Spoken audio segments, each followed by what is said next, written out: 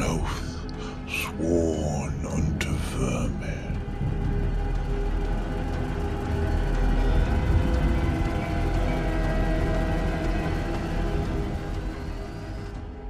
Blood sprayed as Gunnar Brand buried his axe in the Sigmarite's face. Bones shattered, a red river gushing forth. The corpse remained upright, snagged on the metal until the chieftain booted it in the chest. Flicking blood from his axes, Gunnar took in the moment.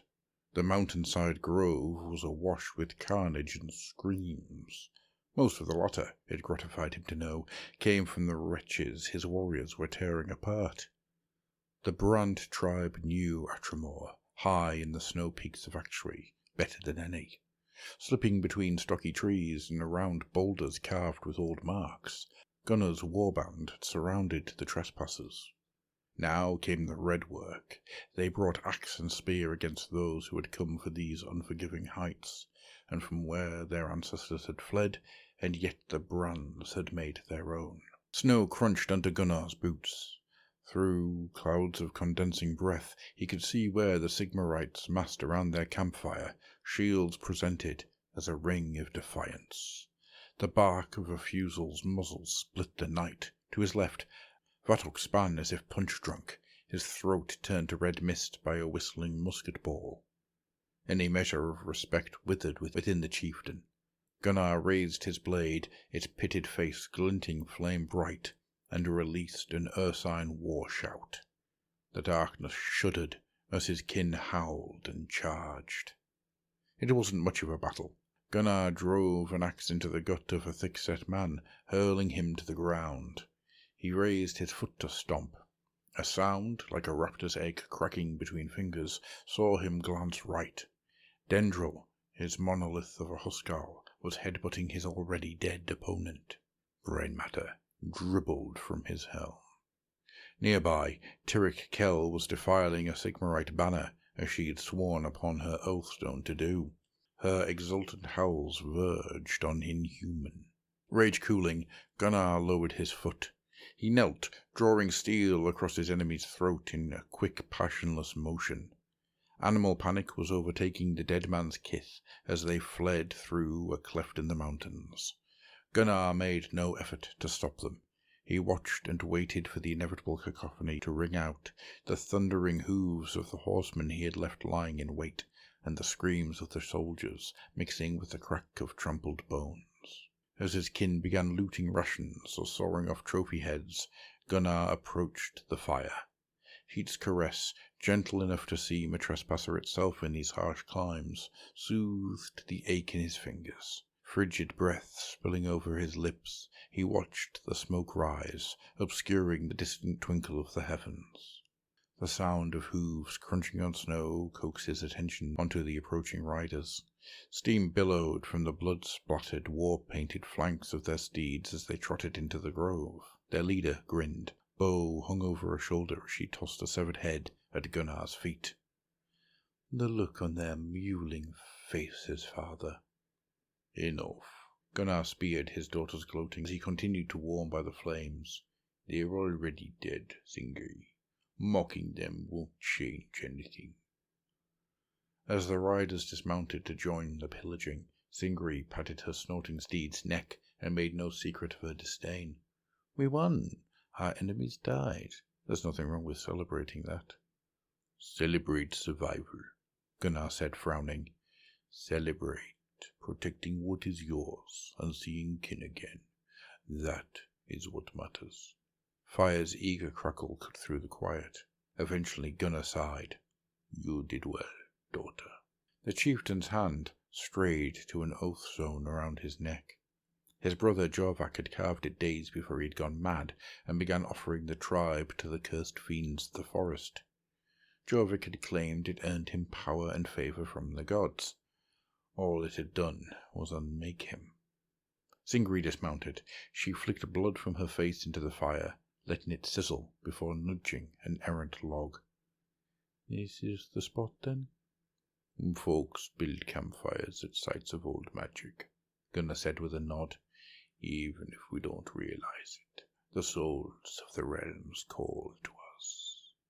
For a moment he allowed himself to breathe, to take solace in the quiet and in Singri joining him by the fire. Then he felt the darksome presence slither into the glade. Yes, here is where we must strike. Each syllable scratched Gunnar's mind like claws, and not only his.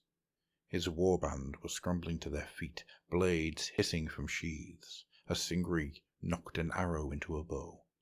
Gunnar's raised axe stopped them. He didn't sheathe the weapon, though, as he turned to the figure crouched behind him.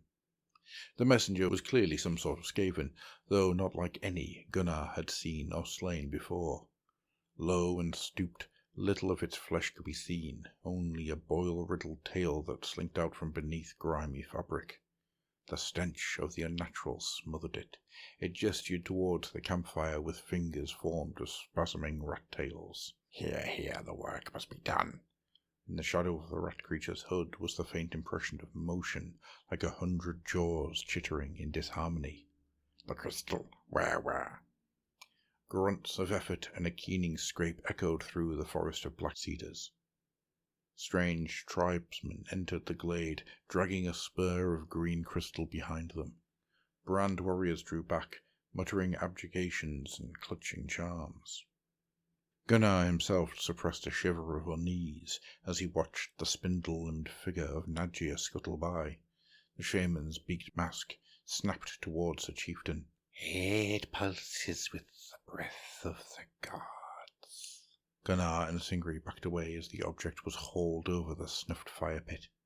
With a heave, the tribesmen began to nail chains to the earth and drive the crystal's pointed tip downwards. It pierced rock with disturbing ease. The ground ululated painfully, heated air rattling from fresh ruptures. The wounds pulsed green.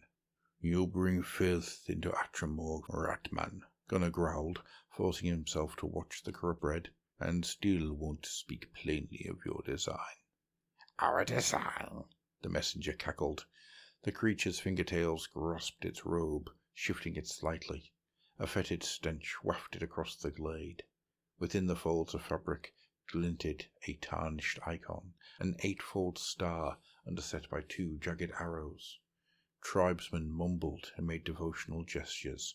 "The ever-chosen's design, yes, the messenger gnashed. His 3 eyes seek where to spear the lands with our stone, to turn the earth against the Storm Thing and his minions. He calls you to aid, and we facilitate, because you are loyal."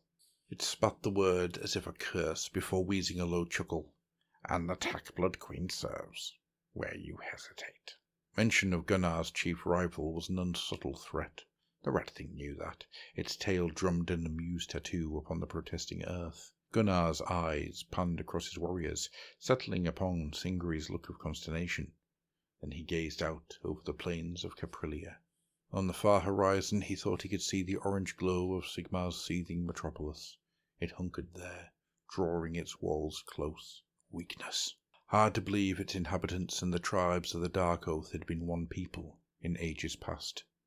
"Aye, creature, we serve," Gunnar nodded as he turned back to the messenger. "We will set this trap, if it harms the cowards.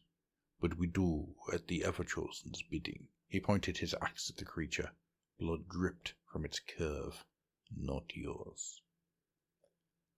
The creature spasmed. The shifting of its foot revealed where its touch had blackened the earth. As it looked back at Gunnar, its laugh was a thing of knives. Yes, mortal, as you say."